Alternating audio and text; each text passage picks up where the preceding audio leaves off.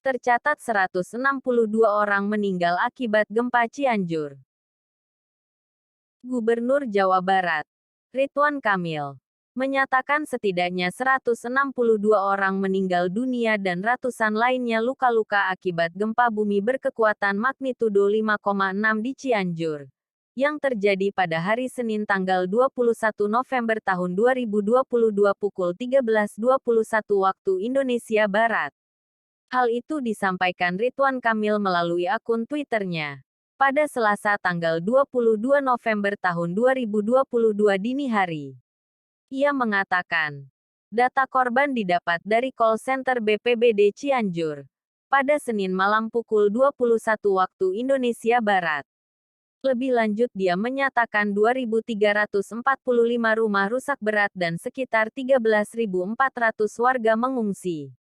Tercatat 88 gempa susulan. Sehingga menurutnya, suasananya masih rawan. Ridwan menggambarkan situasi di lapangan masih keos, dan warga di tempat kejadian masih dilanda ketakutan. Sehingga penanganan darurat banyak dilakukan di luar ruangan. Dijahit kepalanya, dijahit kakinya dilakukan di lapangan.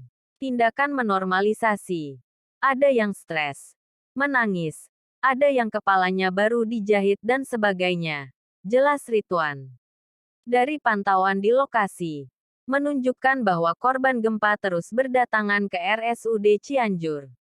Instalasi gawat darurat IGD disebut kewalahan menampung pasien. Para pasien digambarkan terpaksa menjalani perawatan di halaman rumah sakit. Rata-rata korban mengalami luka di bagian kepala hingga tangan. Tidak sedikit korban merupakan anak-anak. Aliran listrik dan akses telekomunikasi di sejumlah lokasi terdampak juga sempat padam, meski di lokasi penanganan medis sudah mulai menyala. Sejumlah ruas jalan, salah satunya jalur akses antara kota Cianjur dengan puncak pun tertutup longsoran dan pohon tumbang. Ridwan Kamil pun mengatakan telah meminta TNI dan Polri memberikan data terkait dampak gempa di banyak daerah terpencil di Cianjur. Juru bicara Kementerian Pekerjaan Umum dan Perumahan Rakyat (PUPR) Endra Atmawijaya mengatakan, sedang memobilisasi personel dan alat berat ke lokasi untuk membersihkan akses jalan. Badan Nasional Penanggulangan Bencana (BNPB) menyatakan korban meninggal banyak dilaporkan di 3 kecamatan, yakni Cilaku, Cianjur, dan Cugenang. Sejumlah bangunan juga rusak, mulai dari rumah, pondok pesantren, gedung pemerintahan, sekolah, hingga RSUD Cianjur. BNPB menyatakan akan segera mengaktifkan posko penanganan bencana dan membawa logistik untuk para pengungsi. Kalau kita lihat kerusakannya cukup masif. Berdasarkan pengalaman gempa sebelumnya, dapat kami perkirakan masyarakat yang harus mengungsi cukup banyak sehingga kami akan siapkan logistik seperlunya. Tenda-tenda. Dan untuk aktifkan posko kami akan dorong anggaran dana siap pakai. Jelas Suharyanto, Kepala Badan Nasional Penanggulangan Bencana, BNPB.